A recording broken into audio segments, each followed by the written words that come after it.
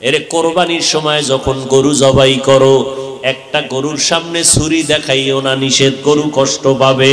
এক গরুর সামনে আর একটা গরুরে জবাই করবা না, গরু কষ্ট পাবে। গরুটারে রশি দিয়া বাইদা জমিনের মধ্যে শোয়াইয়া 1 সেকেন্ড দেরি করবা না।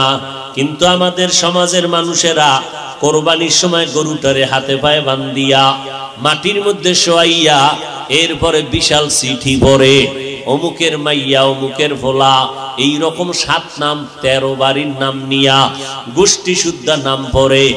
অমুক একজনের নাম আব্দুর রহমান, নাম পড়ল, বাবার নাম, মায়ের নাম, ওয়ার্ড, এরপরে থানা, এরপরে জেলা। কিও এত নাম কেন? আমার এই নামে তো অমুক জেলায় আরো থাকতে পারে, যদি এই জেলার নাম না কও তাহলে আমার দোয়া তো আর এক জেলায় চলে যাইব। এই জন্য আমার গোষ্ঠী শুদ্ধ সব নাম ক। 7 জনের নাম কইতে কইতে গরুটা আদা মরা হয়ে গেছে। ও আল্লাহর বান্দারা, এগুলো শুধু মূর্খতা আর কিছুই না। তুমি কোরবানি দিতেছো আমার আল্লাহর জন্য, কার নামে দাও কেউ জানার দরকার নাই, আমার আল্লাহ জানলেই তো যথেষ্ট। আল্লাহর জন্যই যদি দিয়া থাকো, ইমাম সাহেবের ডাইকে আবার গরুডারে কষ্ট দিয়ে কেন চিঠি পড়াও? এর একমাত্র কারণ এই মানুষটা বড় মূর্খ।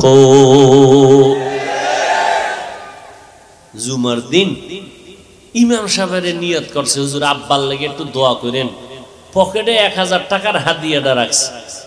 ইমাম সাহেব দোয়া করতে গিয়ে আরো 6 জনের নাম কয়ে লাইছে মোনাজাত।